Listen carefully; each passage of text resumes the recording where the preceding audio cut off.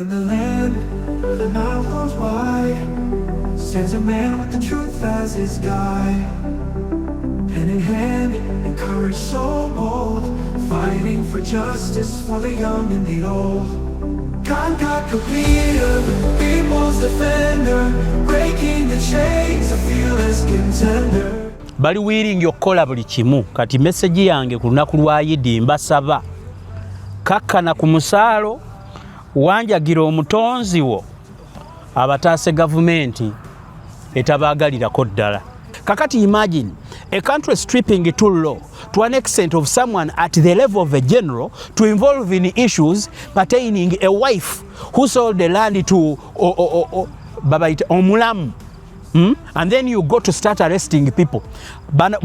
Abasirikale bamwe bemugamba bemwakutte, they are nowhere to be seen. Tebamanyi mubali mu disciplinary committee, of course mulimba. Of course you cannot bwe muntu ukeyo kuba mwe bakozeseza mukozesa manyi kubata. Naye ba wananchi bemwatutte bo bali luddawa.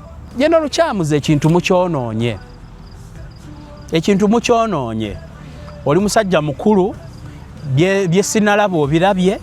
Naye byolabye tebingasa nga tonyamba. Bannayuganda batyo bagamba naye kankubuulire ekituufu. Bajjeno muli bajjeno naye ebyo biyamba mmwe. Muli bajjeno zeeranka ye gratuity ke kasiimo kojja okufuna. Ofuuka jjeno ng'oyambye omuntu wa bulijjo. Obeera jjeno w'abantu era baba bakwagala nga tiweetutte mu ntalo za kimafiya. Kakati saawa eno walumbye poliisi ng'osaba bakuwa abasibe. General Kyamuzi muleme kukozesa bubi power. Power gy'olina ne bw'obeera wa land simanya task force ya State House. Executive order bw'abanga Museveni yagikuwadde gye weetabe mu ntalo z'abano. Ekyo kiba kikyamu kubanga tukimanyi ne bwo imposinga an arrest. Oyina kukwata muntu nga tomutwala mu drone yo. Toyina kumutwala mu barracks, oyina mutwala ku police.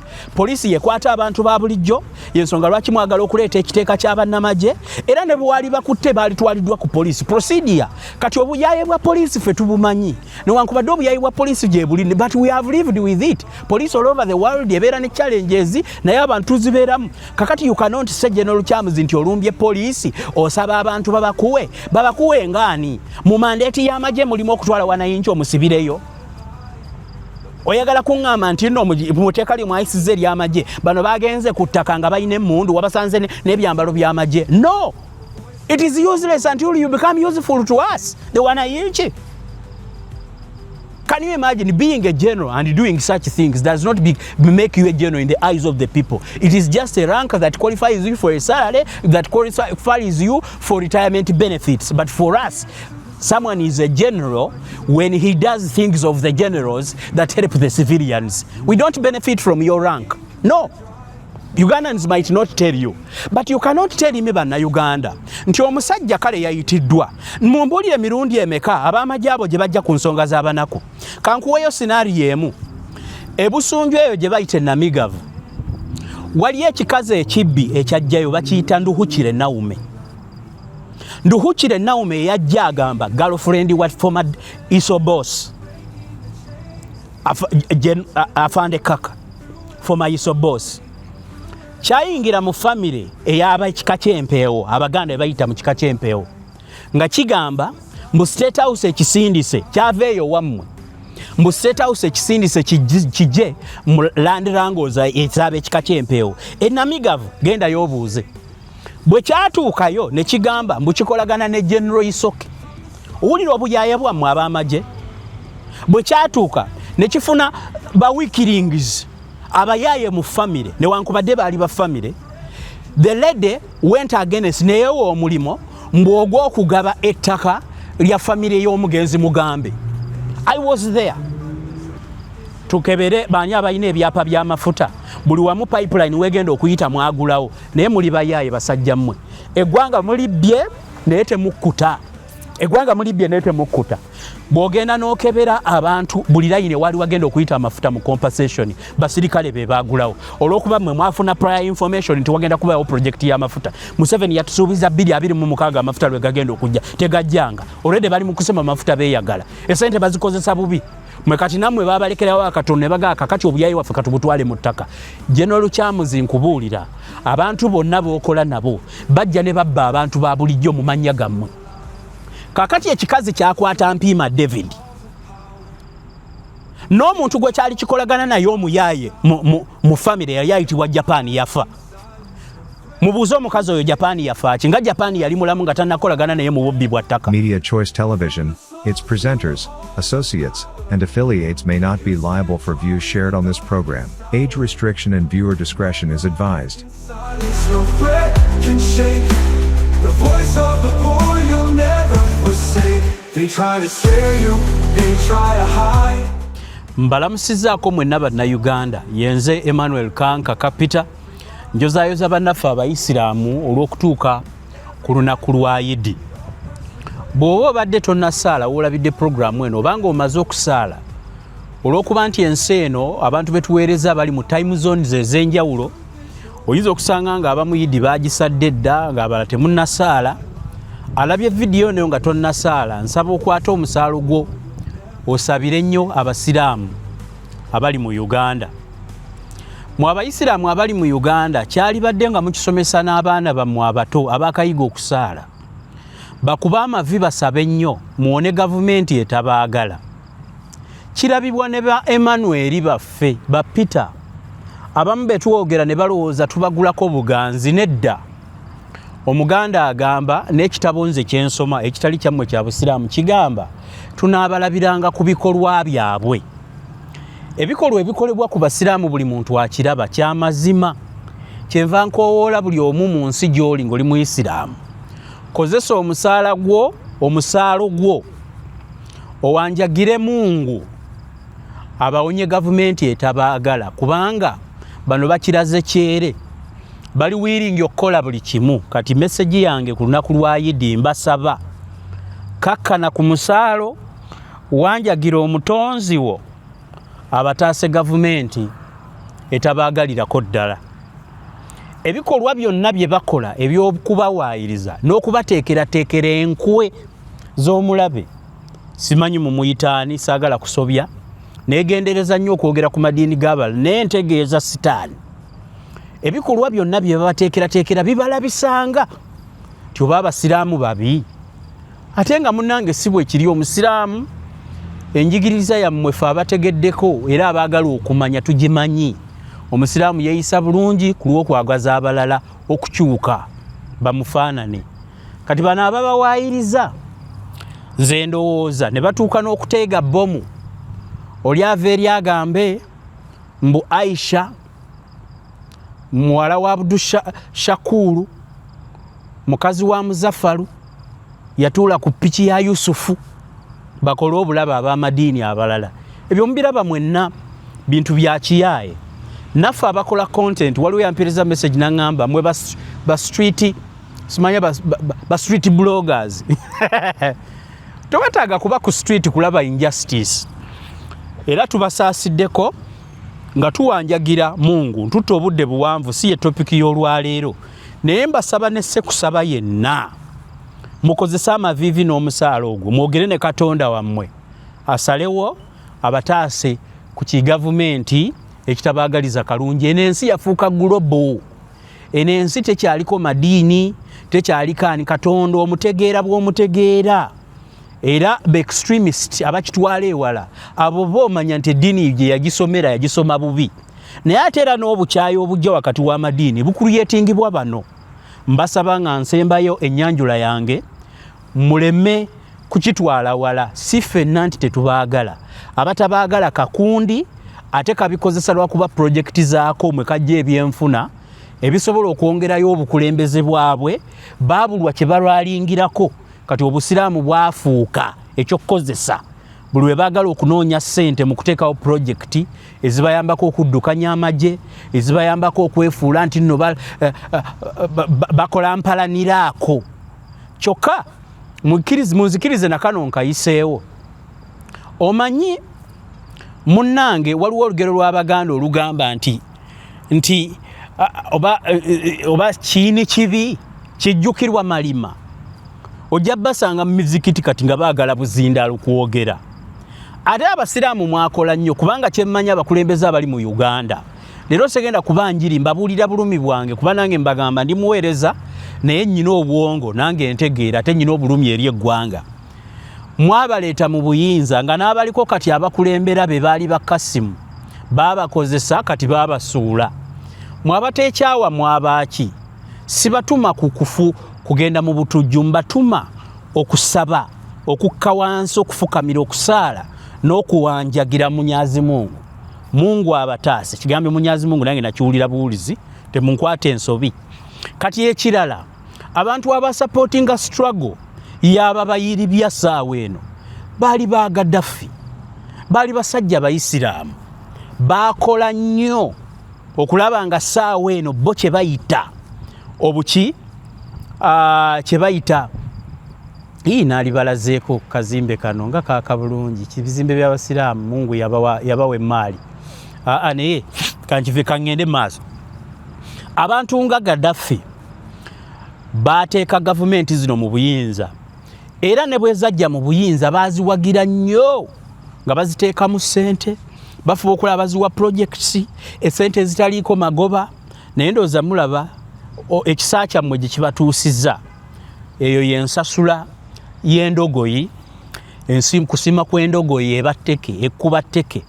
Kakati n'olwekyo it is never too late ffe ng'abasajja b'enkyukakyuka nze kanka kanjagala nkyukakyuka mbakubiriza sibawaga wabula bwe muba temulaba obwo buzibu bwammwe naye ffe abalaba sibagamba nti mugende mukole buno muyite mu nkola ey'omulembe oguliwo nga Mukama Katonda ye mubeezi wammwe Mungu nga yabakwatiddeko Abasiraamu mwakola ensobi ne muwagira bakasimu kati amannya baagakyusa bajja gye muli ekibawalanya kuba nti bwe musalawo musalawo Omusiraamu bw'akola decision kiba kiwedde. Kati eyasalawo okubawagira abatuuse mu buyinza amanyi gye yajja obuyinza era kitya nti singa wabalukayo omulala asobola okuwagira ate abalala naye n'ensi we yatuuka ensiko tekyasoboka buli okubiriza abantu okuttiŋŋana oba otta baganda bo. So n'olwekyo Katonda yasigalidde ate amaloboozi mangi mulina okumusaba. Buli Musiraamu atannasaala Idi n'agisadde agimaze bw'oba tokyogedde eswala bw'etuuka nkusaba ng'ate nange nkusabira tweyambe tusobole okubeera abantu abamu kuba Katonda kyonna ky'omuyita sinze namulagira ebigambo twabisangawo omutuufu n'omukyamu Katonda yasigala okumumanya naye kasita okimanya nti Katonda gy'ali. Mpanvuye naye mu programu y'olunaku olwaleero ekindeese okukola programu eno kikwatagana ku mbeera bannamagye gye batadde mu ggwanga lyaffe naye kyenjagala okusooka nakyo bannayuganda saagala tubeere beebafu saagala tubeere beerabize. Waliwo emizannyo egitandise okubaluka mu ggwanga lyaffe ekyewuunyisa gigenda kukwataganira ne wano. Bannaye abayaaye balina strategy kati akaseera k'emizannyo katandise. Saawa eno mukimanyi bulungi abalabye akatambi ne wano kankabazannyire bamukwata mundu betwagala bave mu buyinza bw'ensi yaffe abantu ba bulijjo abatamanyi kunyigiriza nabo tubalage babeerewo tubalage ensi engeri gyefugibwa. Balumba poliisi ennaku zino kantwala omukisa guno okwebazaako ku poliisi abamu baganye ejjoogo kubanga bannamagye kati batekinze over baagala kutekinga over regime kutekinga gavumenti mu kavuyo bafuge nga tewali abalonze kati batandise obuzannyo bwa nnakwale okujja be baboggoka poliisi ebaddewo okuuma eggwanga mu mirembe mpaka lwe bagisanze. Ne poliisi si ya mirembe naye bo bantu ba bulijjo banaku bannaffe bajja eno tuli awamu ekikomando mu butale obutogo tubugabana kyenkanyi abamu ku bo nga nabo baba bakolerera lanka buntu butono be bajja okuba bannansi naye mbabuulira kakati bannamagye babaguse bowulira saawa eno ekikolwa kye batandise okukola kwe kugenda okulumbanga amapoliisi nga ekyabadde Wakiso omusajja brigade yange ali ku ddaala lya Jeno Lukyamuzi n'akwata abamagye ne balumba poliisi. Ngenda babuulira ensonga mbabuulire n'ebyabadde emabega awo bye batasobodde kuripotinga mawulire programu eno naye njagala kusooka ate kubaako ekintu kyenjogerako ekyenjawulo. Bw'osoma mawulire nga sinaba ate na kwongera ku explaininga katambi, waliwo obuzannyo bwenjagala obbalabulako obutandise. Akasooka, oba babaddewa abayaaya abali mu gavumenti nga babadde n'ebifo, mwenna ababadde bakola mu gavumenti, nsaba okubategeeza Museveni musajja muzibu ddala. Kati saawa eno we twogerera atandise okukwata abantu ng'abatwala okubasiba. Kakati gwe obadde olowooza bakwagala nnyo, ekiri mu gavumenti temukimanyi. Just wano wenjogerera mbu bakutte Lands Commissioner Mugayino ne bamutwala ne bamusiba. Enkya nnyina programu gye nkoze ey'enjawulo ku munnayuganda eyazze Canada, bannakanada mwetegekere, eyamaze okubba ssente obuwumbi n'adduka nabwo oluvannyuma mbu lwa igigi okumwegezaamu okumusiba. Teyakoma bukomi kubba ssente, wabula n'ekifo ky'abadde alimu yakibeerako ku mpapula z'ataasobola kufuna ng'akiyingiramu.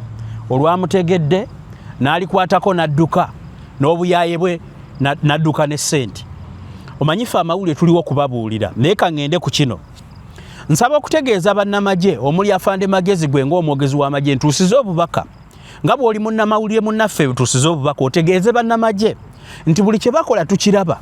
Obuzannyo bwabwe bwe bazannya tubumanyi, ate ekirala bwe bugendererwamu okwagala okuwamba obuyinza bwa bannayuganda mu kiseera kino. Katemba wammwe okwagala abantu babalonde twamulaba yatandika na mukama wammwe. Yajja yeetonde ku bibi byammwe bye mukoze, kyokka okwetondako okutagirako bikolwa. Okwetonda kw'omuntu alina obuyinza obusalawo kuba kwakiguumaaza nga nte efuuwa mu kyoto. Kubanga ente kasita engeri ente gy'erina ennyindo engazi bw'egenda ku kyoto, bw'etandika okussa oyinza okulowooza nti owaaye nnyina munnanga anyamba nkumiramu muliro emmere ejja kujja, kumbe wa eri mu kwota bw'essa golowooze kumiramu. Kiguumaaza ng'ente efuuwa mu kyoto. Ojja otya nga gwe commander in chief olina obuyinza to pardon, to make presidential pardons, executive orders ezikolerawo, n'ojja ng'osinzidde mu kanisa ya mwanawo, abasumba abali wali abamu basiyazi, gwe wateekawo amateeka g'abasiyazi naye abamu balina emisango gy'okusiyaga abaana abato. Kati abo nga be bali mu ttenti we weetondera. Aniresi nga gwe mulamuzi, nga gwe Mukama Katonda agera, Fountain of Honor wali badde teweetondera mu maaso g'abamenyi b'amateeka. Bwe weetegereza abantu abali mu ttenti mu buyaaye bakafulu, omanyi Sajjabbi kambabuulire nze ebyobufuzi byenkola si byampalaniraako. Ekibi nkikugamba nekyenjagala nkikugamba kuba n'ekituufu bwe kiri. Omuntu atasobola kulaba kituufu mu ggwanga lyaffe obaako ekikyamu.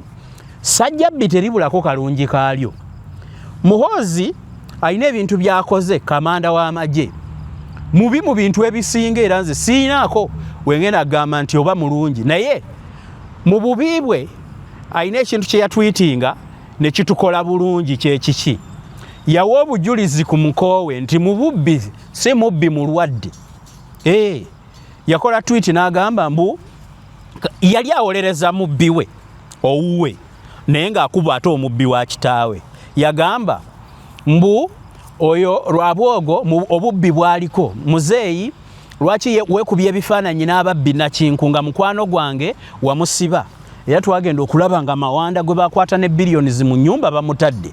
Ate oba omwana agambye jenizi jeno agambye taatata mukwano gwange, era baamuta naye nga bamukwata ne ssente. Implications z'okumukwata ku ssente kati gyali akola aboggoka mbuwa Piero yu.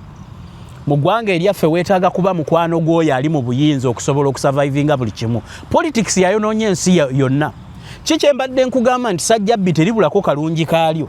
Mu ttenti Museveni mwe yali atugambira mbu yeetonda ebibi bye yakola, mwalimu omuntu eyatuwaako obujulizi ow'omu nnyumba ati si mubbi mulwadde. Kati ne neebuuza Museveni okuyita abafunaanibwa emisango gy'obusiyazi nga babatolinga misango mu kkooti asinzirawo yeetonde, yali ategeeza ki? Nti tubawaayiriza oba? Kakati ffe abantu famire y'omwana agamba nti omusumba atudde wali azze mu prayer okusaba yamusiyaga, agenda kuwuliriza ki? Oyo anaatwala excuse ya Museveni? Oba yali akuŋŋaanyiza aboonoonyi akole ki? Yeetonde nabo. Kati essaawa eno ekikolebwa newankubadde wabeerawo ebintu bwe bityo ebitaliimu nsa, bannamagye bawambye batandise buli kamu poliisi bagiwamba nga mu incidence. Nsaba okubategeezaako ekintu ekyabadde Nansana wakati w'amagye okwagala okweyuzaayuza kyavudde ku baaluganda ng'ate birimu n'omukazi. Naye neebuuza how our army of our country has stripped itself too low that a general goes to fight wars, whether it is his assignment as someone who is in charge of lands, by the way, which is also stupid, State House Department of what that does not help the poor people. State House whatever etayamba banaku. Nze nyina evidence nti abantu b'omu State House mukolera bagagga ate namwe mukolera commission. Ebintu bingi nnyo byembaddemu mu Uganda byensobola okutuula ne bwe muba mu mpise nti jangu otubuulire incidence ki muntu ki yali enguzi mbimanyi. I have called several after seeing injustices mu byettaka n'enkubira abantu ab'enjawulo kati ate abantu bamwe nga basaba nguzi. Of course some state house whatever group that fights for land is just they are also mercenaries. Kakati imagine a country stripping it too low to an extent of someone at the level of a general to involve in issues pertaining a wife who sold the land to babaita omulamu. And then you go to start arresting people. Abasirikale bamwe bemugamba bemwakutte, they are nowhere to be seen. Tebamanyi mubali mu disciplinary committee, of course mulimba. Of course you cannot bwe muntu ukeyo kuba mwe bakozeseza mukozesa manyi kubata. Naye wananchi bemwatutte bo bali luddawa. Omanye ebintu bino betwogera nze kambabulira babeera ku video zange. Nze kanka kapita sagala kwesimbawo. Actually sinonya kifo mu government. I don't want any deployment in the government. I don't want to be part of a government that has committed crimes against its own people for the last 40 years. Nine emyaka 35 ate mbeere party y'ebikolwa ebikoloddwa abantu okumala emyaka 4 netika emigugu ate munneyambuliramu. Nze soogera wano mbunoonya kifo never. Era bw'ojja ku video zange ng'osuubira mbongenda kwogera byoyagala olw'okuba nti abo boogera ku kyakulya wano wendi sigwa ontuusizaawo abaana bange oba batuule waka batuule seeguya. Ate ne mu mawulire yanjigiriza amawulire yali tamale mirundi yali teyeeguya ng'akola ekyo kyalina okukola because of the benefit kyova olaba tukyamujulira ne kati wataliiwo.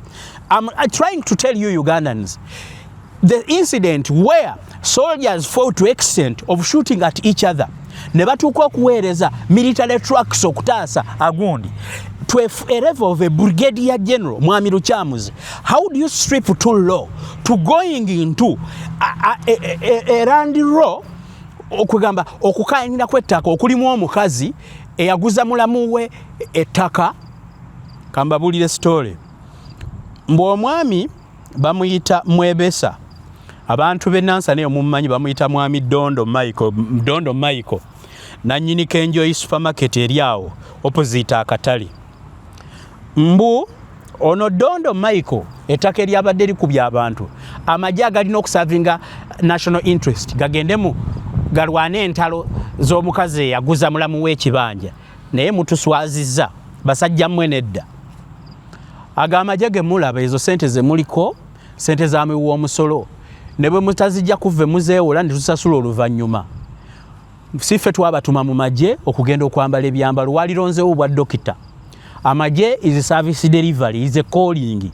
Kati mwabaliyo muli ba mercenary. Wano around East African Community and Central tubamanyi mupangisibwa okugenda okulwana entalo ne mukomawo ne mwewaana. But at least mwaligenze ne mubikola tetubiinaako obuzibu ebyo. Missioni zammwe ne mufunayo kasente muli bakojja abaffe muli bataata baffe. Naye at least locally mwali badde temukozesebwa ku stripping too low for the last 40 years. Mwali badde awo mwavaawo ejje erikuza okumala emyaka 4 lyali badde tetigenda mu ntalo za mulamu. Simanyi omwami omwami uliriza Mwami Dondo amanyiddwa bulungi abantu b'e Nansana alina supermarket naye alina ettaka. Kakati mbwe ettaka yaddira ekyapa n'akiwa mukazi we. Ekyapa n'akikyusa amannya n'akiwa mukazi we.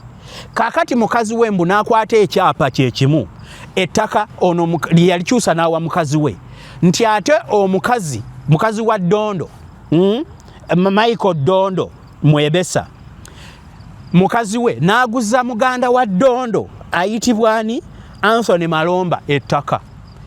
Omukazi w'amaka yaliguza mulamu. Kakati saawa eno Mwebesa Dondo n'agenda mu kooti n'agamba yagenda mu landizi teyagenda mu kooti. He found a way of convincing people of lands naye tulina landizi buli kintu kya kibbi eggwanga lyaffe lyetalina mateeka ga landizi gategeerekeka buli kintu ekiriyo kya kiyaaye bya kifere olw'okuba nti abafuga ensi yaffe abasinga batulowoozesa nti ba refugees bakubi bakyeyo buli kintu baagala kigende mu ba foreigners tebalina mateeka ga protecting aba natives. Kakati mu mwami Dondo eyawa mukazi we ekyapa yakiguza mulamu muganda wa Dondo muwulire. Kakati Dondo bwe yakitegeera nti ettaka baliguzizza muganda we n'agenda mu landizi n'acomplaininga nti teyakonsentinga byapa bye. Kati ebyapa by'omuguzi omupya Anthony Malomba landizi n'ebisazaamu bwe bisazaamu n'agamba sijja kukola ki sijja kuwanika. Kakati Dondo n'aleeta abantu ku ttaka bagobeko muganda we Malomba nga naye agamba mukazi we yeyanguza ettako neefuulidde omu n'atwala munne mu kooti. Malomba n'adduka mu kooti. Kakati kooti nga mumanyi eza Uganda zikolera bagagga ekyo atakimanyi mu Uganda nsaba onsaasire bw'aba waliyo n'abalamuzi abakyakolera ku mazima nammwe nsaba mu nsaasire naye ekifaananyi ekyasiigibwa abantu mu ggwanga lyaffe abasiraamu ku Idi mutusabire abantu abakyasinza okwonoona eggwanga lyaffe be beefuula ate abaasoma amateeka. Leka mbabuulire nyina example nnyingi nnyo mwe bannamagye ezibapiininga ku buyaaye muli you are just mercenaries naye mwali batete mu stripping atullo. Kakati Anthony Malomba ye n'atwala bano mu kooti Dondo mbu ne mukazi we nti bakoze eki bamubba ye rightful owner. Kati entalo zagenze mu magye. Ulira Dondo ye nga agenda wa Kiso afuna enforcement nga bagenda bakwata be basanze ku ttaka bawana yinki busajja bwatuba buleeteddwa kukola ki kulwana ntalo za ttaka ze butamanyi poliisi. Kakati Malomba olwabiwulira ng'agenda naye ateekayo ababe balwanire ku ttaka olw'okuba nti ndowooza Malomba alina abanene mu magye yakubira lukyamuzi. Kakati nga bagenda nga nabo bajjawo ebya Dondo muganda we bwe babijjawo nga poliisi egenda ng'ekwata abantu beesanze bajja mu bimanyi eby'ettaka kwetta bwesi ebakwata ebaleeta ebakola ki ebasiba. Malomba nga akubira munene we mu gavumenti amagye mulina uniform ezo ze mulina nsaba okubajjukiza temuzi ezo drone ze muvuga za sente za mwe wa musolo temutufuula abasiru okulowooza bannansi bwe balikeera ku makya ne bagaana okusasula emisolo nga balaba emisolo gyabwe gikozeseddwa bubi mujja kukakasa nti bye mukola ebyekisiru bitwala ggwanga lyaffe mu kuzikirira. Ate nze kankaka saalyagadde mazima kubanga mu myaka gyange muno alibadde productive ensi yaffe yafuuka nga Somalia bwebadde ti Uganda yagenda etereze Somalia ate abatujju era bakyaliyo bakuba n'abaana baffe ne tubazza mu mabokisi. Saalyagadde mutuufu kuwulira nga tulwanye ffe ne tulwana entalo Central African Republic mulwana South Sudan mulwana yonna mulekayo mirerembe bye muterezaako babasasula mbize basasudde ate ne baganda baffe bakojja baffe ne tuwulira nti mwabakulu ate mwababba ssente bagenda ne balwana ne batasasulwa. Can you imagine? Kakati bw'ojjanga ku video zange okijjukira ti guno omukutu gw'abantu ebirowoozo ebisinga mbikunganya mu bantu waliwo eyaŋŋambye mbu kakati okolera views manyewo okuzijja waliyo video ez'obuseegu waliyo ekiboozibozi ebyo nsobola obikola. By the time I choose through these videos mba neekuulira kabazi kugulu ekyo nkimanyi mutanya ababoogerako temwagala bababuulira mazima munyiiga mangu but the reason why I choose these videos atazaagadde kuwulira mazima tojja because I know land matters in my country zeetaaga immediate omuntu okuzitunulako n'ozikola actually in the right way in the right amounts of energy n'osobola okuzituukako kubanga zeetaagisa okwadressinga. Kati bw'obanga ompuliriza awuliza videos first of all I'm an investigative journalist ngenda okunoonyereza ekintu nga nkimanyi bulungi nnyo. Kakati muwulirize General Kyamuzi as citizens tukulabula nkubuulira mazima General Kyamuzi part of the things you should do oyina kukolera ffe banaku so si kwetwala mu mafia wars zirimu bakazi na baba baabwe simanya na family issues. Kakati General Kyamuzi omwavu toomukolere kubanga ebintu byammwe n'obwo bu agent bwo bano abasajja booteeka mu drone bajja kutulugunya abantu bwe kibanga wakutte bannamagye twagala evidence wabataddewa nga bw'osobola okutaaba amagye be watutte ku misoni taba ne bawanayinki ababadde beeyiiya nabo bate bw'obanga wagenza olwana entalo za Ddondo simanya Ddondo ne Malomba ba Luganda ate mukazi wa Ddondo yaguzaani yaguza muganda we ettaka kati abooluganda bayomba bakozesa uniformu za Uganda abantu zebasasulira omusolo ng'abanaku temubayamba okusobola okulwana entalo za famire General Kyamuze ekintu mukyonoonye oli musajja mukulu bye sinalaba obirabye naye by'olabye tebingasa nga tonyamba Bannayuganda batyo bagamba naye kankubuulire ekituufu bajjeno muli bajjeno naye ebyo biyamba mmwe muli bajjeno zeeranka ye gratuity ke kasiimo kojja okufuna ofuuka jjeno ng'oyambye omuntu wa bulijjo obeera jjeno w'abantu era baba bakwagala nga tiweetutte mu ntalo za kimafiya kakati saawa eno walumbye poliisi ng'osaba bakuwa abasibe General Kyamuze muleme kukozesa bubi power gy'olina ne bw'obeera wa Land Simanya Task Force ya State House executive order bw'abanga Museveni yagikuwadde gye weetabe mu ntalo z'abano ekyo kiba kikyamu kubanga tukimanyi ne bw'imposinga an arrest olina kukwata muntu nga tomutwala mu drone yo toyina kumutwala mu barracks olina mutwala ku poliisi yekwata abantu ba bulijjo yensonga lwaki mwagala okuleeta ekiteeka ky'abannamagye era ne bwali bakutte baalitwaliddwa ku poliisi procedure kati obuyaye bwa poliisi ffe tubumanyi newankubadde obuyaye bwa poliisi gye buli but we have lived with it police all over the world ebeera ne challenges naye abantu tuzibeeramu kakati you cannot say General Kyamuze nti olumbye poliisi osaba abantu babakuwe ngaani mu mandeeti y'amagye mulimu okutwala wanayinki omusibireyo oyagala kuŋŋamba nti nno muteeka limu ayisiza ery'amagye bano bagenze ku ttaka nga balina emmundu wabasanze n'ebyambalo by'amagye no amagye muleme gakozesa bubi kyekituufu ffe obwajje nebwo tebulina kye butuyamba mpaka ng'olina ky'otuyambye it is useless until you become useful to us the wanayinki.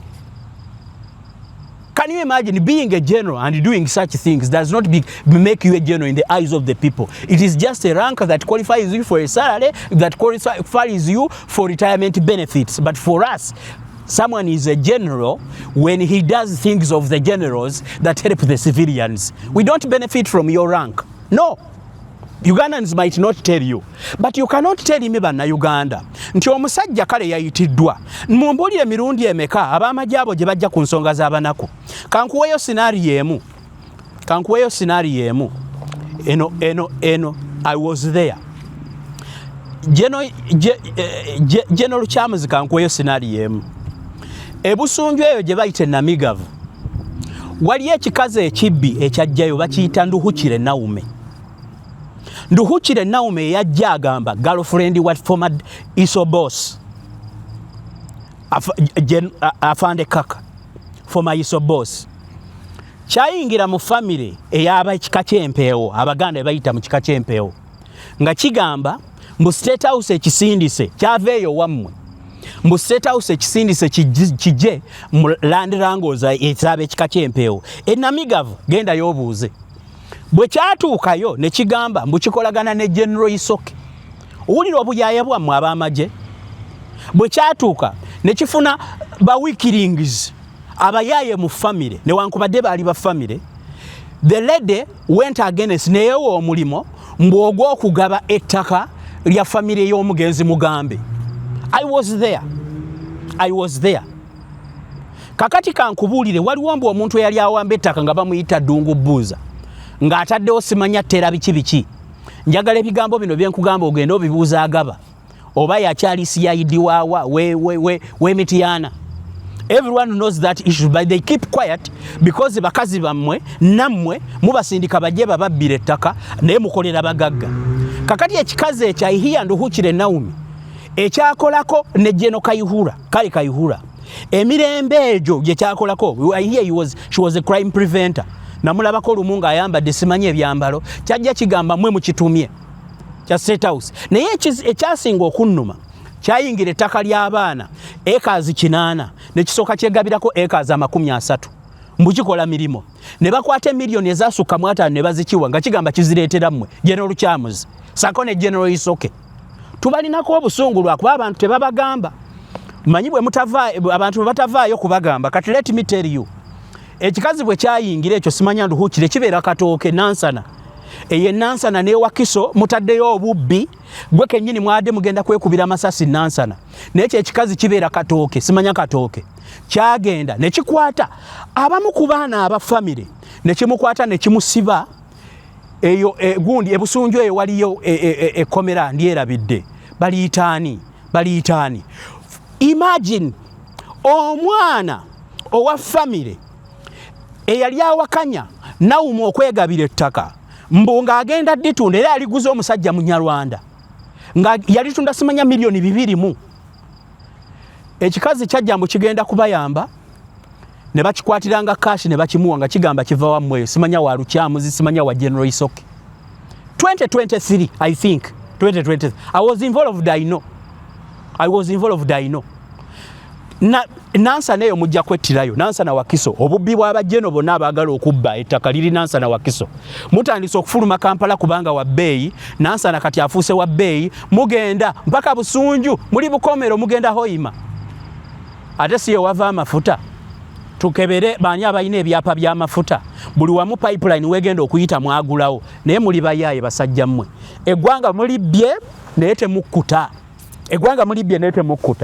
bw'ogenda n'okebera abantu buli layine wali wagenda okuyita amafuta mu compensation basirikale be baagulawo olw'okuba mmwe mwafuna prior information nti wagenda kubawo project y'amafuta Museveni yatusuubiza 226 amafuta lwe gagenda okujja tegajjanga olwedde bali mu kusema amafuta beeyagala esente bazikozesa bubi mwe kati nammwe babalekerawo akatonda ne bagaaka kati obuyayi waffe katubutwale mu ttaka General Kyamuzi nkubuulira abantu bonna b'okola nabo bajja ne babba abantu ba bulijjo mu mannya gammwe kakati ekikazi kyakwata Mpiima David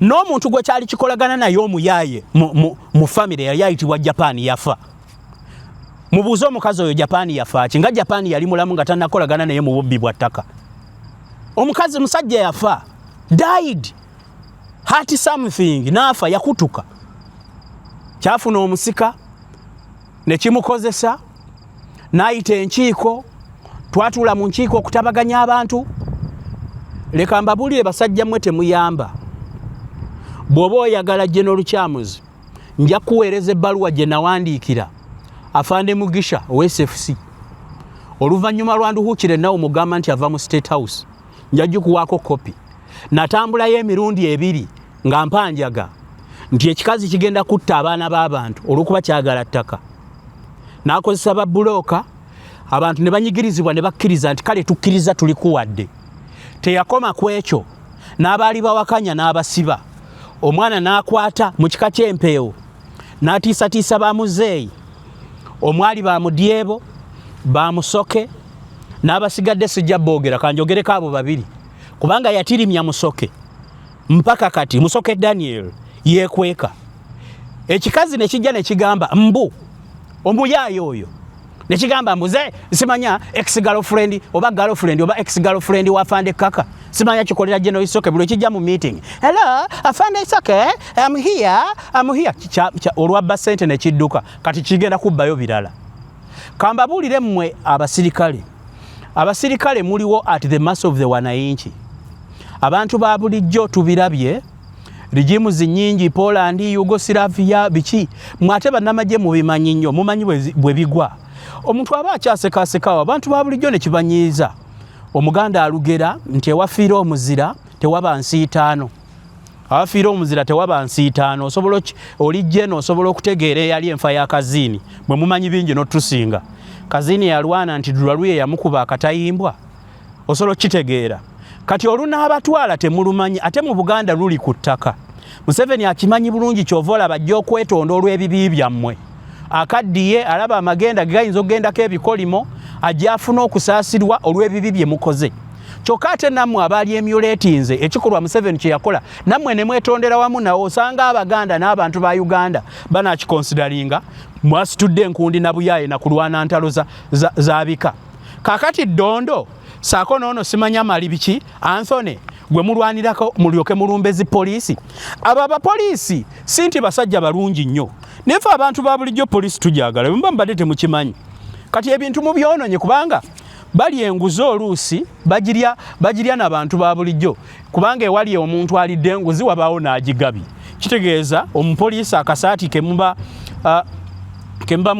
mwamugulira akamukutukiddeko, abamu abasirikale abakola obulungi abantu basiima.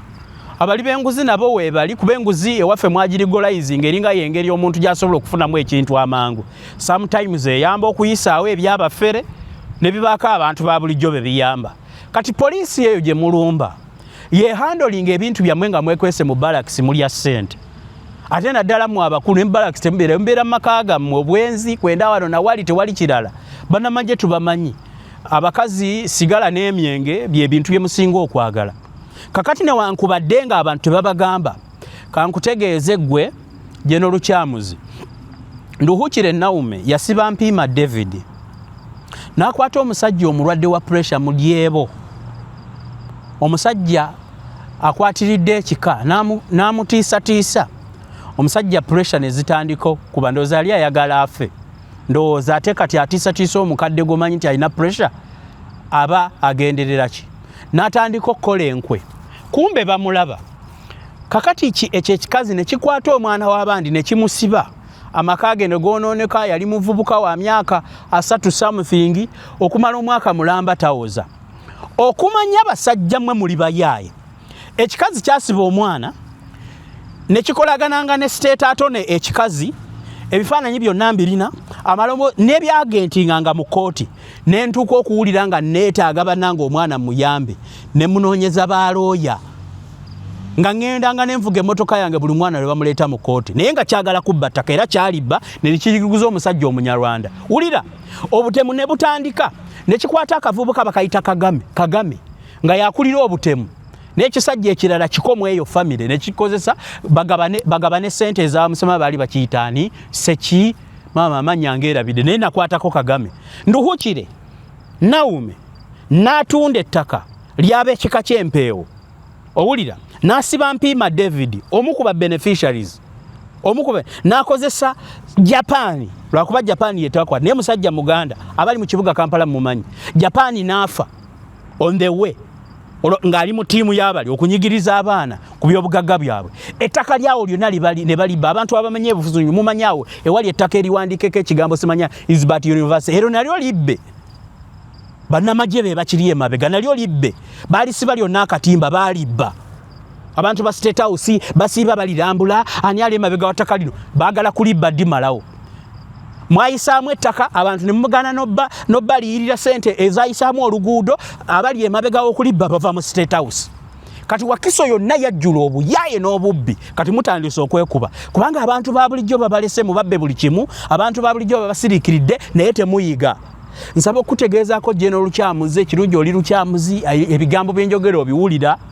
Obwajjeno bwammwe tebulina mugaso gye tuli bantu ba bulijjo mpaka nga bulina kye butugasizza. Tubakkiririzaamu nga mutambula naffe, naye okweyagalizanga ebintu by'ekibbi mwe mwegatte ne family issues mukozese uniform, mutandika okuwamba abantu ba bulijjo bannamagye bammwe bwe mukozesezza. Kakati singa Lukyamuzi mwabadde batuufu, lwaki mwegobye ne poliisi? Lwaki bwe mwagenze ne mwagala okutta oyo omukazi, ne mwagala okutta DPC, ne mwagala omukuba amasasi? Oyo omukazi simanya Esther. Kati nno muwulire ekyagambisizza bano abasajja, okumanya bano abasajja bayaaye. Ne mutuuka mu kifo DPC ne mumusaba abasibe nti mwagala batwala. Of course ebikolwa mubimanyi. Okuva le mwatandika okulumba poliisi, ne poliisi yabaterayo abakambwe. Mwena training zezimu. Mwekyabawukanako kukwewaana na kukola bintu bitajjansa na orders kubanga ezammwe za shoot to kill. Naye nammwe muyina military eyekweka kyovola. Singa General Kyamuzi mwabadde batuufu, lwaki mwayingidde poliisi ne mukuba essimu y'omukazi essasi? Omukazi DPC mulamba gwomanyiranka, omanyi omukazi oyo byayinza okuba byakoledde basajja mmwe kubanga abasinga muli beeze. Abakazi ebo n'okutuuka ranka beebaka n'abakulu. kati omukazi w'omutuukiro mulaba nga alina ranka ya DPC tolina kumuzannyisa. Abapoliisi abo betulaba nze abakazi mbawanyo respect. Omukazi watuuka okukola training agenda asoma ebitabo afuuke DPC, District Police Commander nga mukazi. Watuukira ku eyo level goba omanya abasajja bawadde favors okumutuusa ku eyo ranka. Kuba muli benzi tubamanyi abasirikale. Tubamanyi.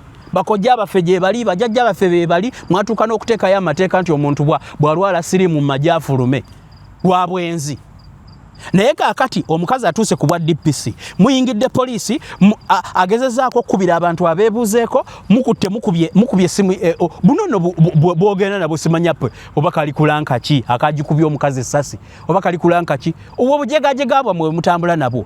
Kakati bw'obeera munnamagye tosobola kulumba poliisi ku level eyo. Tosobola kulumba poliisi n'ebyo bibokisi byammwe bivaani. Ebyo bivaani mubigula ku ssente za muwi w'omusolo. So you can't be telling me nti oyingidde poliisi mukazi yaliyo you don't tolinana lukyamuzi tolinana kiseeri mukazi abakazi singa wabadde mu nsi ndala gwe lukyamuzi singa babikwambudde dda mistreating a fellow servant ng'omuntu asaavinze mu poliisi bwe mwagala okubakozesa obakolera fayiro okutwala abantu mu makooti ng'olwo mubayita our sister agency olwo babeera sister agency bwe mubalumba nga mwagala bubbi mubakuba masasi ne mutuuka okuteeka abantu ku bunkenke mbu batumiza military gye bataase. Kakati bannamagye abatalina discipline to that extent mu time nga tugenda mu bululu mulaba nga kano ke kaseera k'okuteekawo entalo z'amataka mwali badde mulina kye bayita code of conduct actually ethics bagiyita the etiquette of professionalism oba the ethical code of conduct eri buli munnamagye wali badde okimanya nti kati mukama wange yatandise steps ezimutwala mu kwetonda ayagala kalulu. Sawe no wali badde osiizinga nga n'omuntu tebwakubira nti issues ng'obayita ne bajja n'obagamba banaye musooke muleke tujja bikwatako mwali bikutteko next year unless nga nawe gavumenti ogikooyo oyagala abantu bakere ku makya beekalakaase ensi eggweewo. Naye disrespect gye walaze lukyamu singa obadde mu nsi nga bannamagye si gye bagira. First of all you disrespected a woman soldier. Of course gwe ng'omusajja ekyo nakyo kyabadde kya kisiru. Oyinza otya okukkiriza buno obulenzi bwo okugenda okuyiribwa omukazi? That was the first wrong step. That was the first stupid mistake. Number 2. Why? Lwaki mwetwala mu ntalo z'abagagga ez'abanaku temubayamba? Lwaki? Kakati kankumalireyo emboozi. Sebo Brigadier General. Nawandiikira General Mugisha by then yali commanding SFC ne mugamba eno waliyo ekikazi bakiyita Nduhukire Naume kigamba mwakisindise kijja n'abasirikale mu kalumiyoni obwavu bwalindoza bukirumalo kyasooka okugula kamoto kalumiyoni kijja n'abasirikale baagala kubba ttaka newuuba ku SFC emirundi 3 nawanjagira buli muntu era abantu abanyambako baali batonotono mpaka lwagaana okusanctioninga okugjayo omukazi n'enkakasa tibemukozesa kati oyo omukazi baba mwasizanga labiye kubanga omuntu w'omukyalo walabanga akataka kwalimira abaana b'emmere kagenda bwakujjako omutwe n'ejjambi yokola otya babeera n'enso kyovola bwe kyajjanga kyateekayo kagama omutemu convict omutemu gwe baata after murder aho ekirala bakiyita simanya siimu semwogerere ne bateekayo omuntu ya convicting bw'okutta omuntu ayiribye abantu kati ettaka baalibba naye kankubulire General Kyamuzi Katonda bwe yali atonda ensi eno yagamba n'atonda olukalu ekyapa teyakibawa mu aba State House teyakibawa mubbe ettaka temujja disenawo temujja ditwala ligimu yammwe ey'abafere kasita enaava mu buyinza ebintu bijja kuddira bannyini byo kasita walijja omukulembeze omutuufu akola ebintu mu buntu obutuufu ebyo nabyo abantu be babbye okubikoza ssaawa eno mujja kubiruzinga kubanga obuyinza tebubeerera ekyo ky'olina okumanya ssaawa eno mu kapasite yo of course okurespondinga nga bakubidde obanga omuntu akoze valid good si kibi si kibi naye kye twebuuza we judge your previous conduct. Mugisha teyanyamba ekikazi ne kibba ettaka mpaka kati kigendayo okutiisatiisa abantu gwe ne boogendayo nga bagamba maama kijja kyeyita maama olw'okuba alina figa y'abanyankole yasaavingako mu bwa crime preventer n'agaba akawunga mu reserve force. Kakati oyo ye yagenda eyo Wakiso yonna Mityana yonna yogera ekigambo nawe bajja kubulira nti ono omukazi omubbi w'ettaka omukazi gwe bakwata ng'ayambadde n'ebyambalo by'amagye alina links mu magye abo be bafronti bammwe be muteekayo mu bubbi bw'ettaka naye mbabuulira nga mbabuulira mazima nze famire gye navaamu yali yenaalemu olw'okuba nze ebyekisiru yammwe nze sibikkiriza nze nnyina omutwe gwange nze njagala nkyukakyuka buli bubbi bwa ttaka obubaddewo mu ggwanga lino abantu ab'enkyukakyuka tubumanyi ebyapa ebikoleddwa mu lukujjukujju tubimanyi nze kitange yasaavinga nnyo nga chairman wa Land Board yagirwako kati obubadi bwonna bwe babbiramu ettaka mbumanyi kubanga kyekyobugagga kati ekisigadde mu Buganda kyekyettunzi buli mufere yanaawuukawo asimanyayo migrated from where yipirira bongo migrated from where buli omu yajja mu Buganda yajja kubba ttaka lya Kabaka ate mwejingidde ku lya Kabaka ne musukka kati buli muntu mwebesa dondo ani malomba kati be bali mu kuttinganya abantu mukwata abantu bawanayinchi be mwakutte mubate badde ewaabwe nga mwatadde abasirikale bammwe ekirala mulekerawo okulumba amapoliisi waliwo police standard unity waliyo flying squad omuntu yenna akoze omusango arraigingibwa before the court ne court martial teka abantu bali bateekako bwabanga omuntu mumusanze nga kyakoze DPC mumutwale mu disciplinary action so sikuleeta bulenzi ebisinga bibana biyaye mwabiyigirize mundu mwebifula simanya intelligence buli jena ayagala okunyigiriza abantu anoonyayo bulanka obwagabira abantu banaakozesa abakuba amasasi oluvannyuma muleke mbabuulire abantu ba bulijjo tetwapuruvinga bya kisiru byammwe ekirala eggwanga mulyonoonye mu kaseera abantu nga balowooza ku kye bayita enkyukakyuka y'obuyinza ebikolwa byammwe byonna bye mukola nga mweraga emundu erina magazini ate magazini tekola yokka ekola nga eriko trigger naye esobola okuvaako ne magazini eggwamu kati kambabuulire ne bw'obakuba abantu nange ne bw'ojjaano n'onzita olw'okuba njogera enensi tegenda kuggwawo lwaleero ate ebibi byo bisasulira bannansi babijjukira kubanga ffe tubabuusa nkubiriza bannaffe abasiraamu nyongera okukikkaatiriza mukke wansi ku misaalo musabire gavumenti etabaagala eve mu buyinza tunayogera birungi nze siri wano omukutu gwange sakola kubawaana siina ssente yammwe siina gye nalya nasomera mu UPE nazo tezaali zammwe nasomera Rwanunda Primary School bana basome ne bantwala nsome mu bonna basome nabo namonera St Martin Vocational Secondary School e Narozali tewali kumwe yaliyo nga nsoma kati oluzungu olutono lw'emmanyi n'embeera gye neebeezezaawo seeguya n'olwekyo mbabuulira mazima bannansi nga bwenjogera bwe bali ffenna bwe tuli waliyo n'abanaku abansingako ng'obulamu bubakaluubirira akantu akatono ke balinawo kali kamu ttaka kubanga ettaka Katonda takyakolayo ddala saawe n'omuntu ettaka lyalina olina odiholdinga kuba Mukama takyamanufacturinga yo ppya liyakola ku lubereberye nakati lyeri kyaliwo kakati mwe mulitwalamu akaseera ne mulikolako ebyapa ne bayaye bamwe abali mulandizi ne munyaga abantu n'okubanyigiriza n'okukola ebyekifere akadde kammwe katuuka bassebo akadde kammwe kamala ne kaggwako nsaba okubakubiriza bannayuganda don't follow trap kati ayigigi yavuddeyo betikamya tulwomwe kati yavuddeyo mbu buli wiiki arrestinga abantu ebintu byekiyayo bino arrestinga abantu mbukati bakutte commissioner wa land olwo bamugjayo excitement bannayuganda mubeere babuufu ayigigi obadde luddawa ebbanga lyonna nga bano abantu batulugunya abantu olaba ebulayo myezi kutuuka mu kalulu otandika okwefuula alina baakwata naye bwe mubikwata bikomawo kati oyo yeyabbye ekinene bano be mwakwata n'obuwumbi ababeera ne muhoozi bo mwabatwalawa Museveni yasinzira ali n'atugamba nti mutabani we yeetooloddwa aba self seekers olwamala n'abakwata n'abasiba mutabani we n'amugyayo n'amuwaranka emuleetera obutamusiba nti ye tajja kukwatwako kyova olaba abavuma those hooligans parliament buli omu amufukidde amujooze kakati bano abayaaye bereka wali omanyi nze ndi mukwano gwa muhoozi nze nasoma naye egindi ate nze namulagirirako yali ansa tagimanyi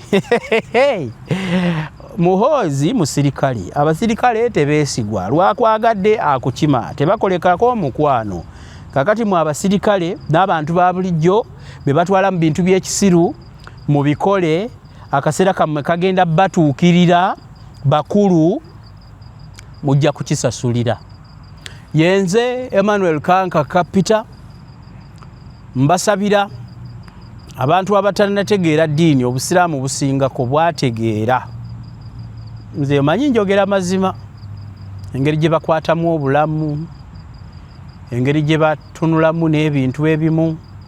Kati ebyo by'okubawaayiriza mu Uganda simanya batujju biki, bya just project kwerongeetinga gavumenti, kubanga omusiraamu bw'oyogera naye abamu bakisa bagaba ne ssente ezitaliiko magoba, Islamic banking, asante ya punda ne mateke, okusima kw'endogoyi ku butukuba tteke, olumala bakolera nga babayiriba. Naye mulabye omusiraamu akyawagira ligiimu enansesa. Yono omusiraamu. Ate abasiraamu abali mu gavumenti n'amanya bafuna mafuna, abasinga bakyuka bukyusi. Ali ababo basigalayo madiini gaabwe, okukyuka si kibi era kuba kusalawo kulungi. Naye abamu ebikolwa byasigalayo amanya ne gakyuka olw'okwagala ebifo mu gavumenti. Region balance, gender balance, oyo n'asiramuka, Kasimu n'afuuka gundi. Gundi n'afuuka gundi ng'alina kyayagala, olwamuyisaawo kati muyiriba. Mujja kisasulira, mujja kutegeera namunye ekyamulungi yeddiba. Namunye twayimbanga eyo mu education week Masaka, namunye ekyamulungi yeddiba asinga aliibwa namunye. Kati abasiraamu mujja kwejjusa namunye ekyamulungi yeddiba. Basiibudde mweraba, nja balaba mu programu endala. Through every story, through every fight, you bring the oppressed into the light. From the slums to the halls of power, you stand tall in the darkest hour. No bribe can silence, no threat can shake the voice of the poor you'll never forsake. From the slums to the halls of power, you stand tall in the darkest hour. No bribe can silence, no threat can shake the voice of the poor you'll never forsake. They try to scare you, they try to hide, but the truth is your weapon, your honor, your pride. Every byline, a step toward change. Every headline, the oppressed reclaim. Conquer Peter, the people's defender, breaking the chains, a fearless contender. Through every story, through every fight, you bring the oppressed into the light. Conquer Peter, the people's defender, breaking the chains, a fearless contender. Through every story, through every fight, you bring the oppressed into the light. From the slums to the halls of power, you stand tall in the darkest hour. No bribe can silence, no threat can shake the voice of the poor you'll never forsake. From the slums to the halls of power, you stand tall in the darkest hour. No bribe can silence, no threat can shake the voice of the poor you'll never forsake. They try to scare you, they try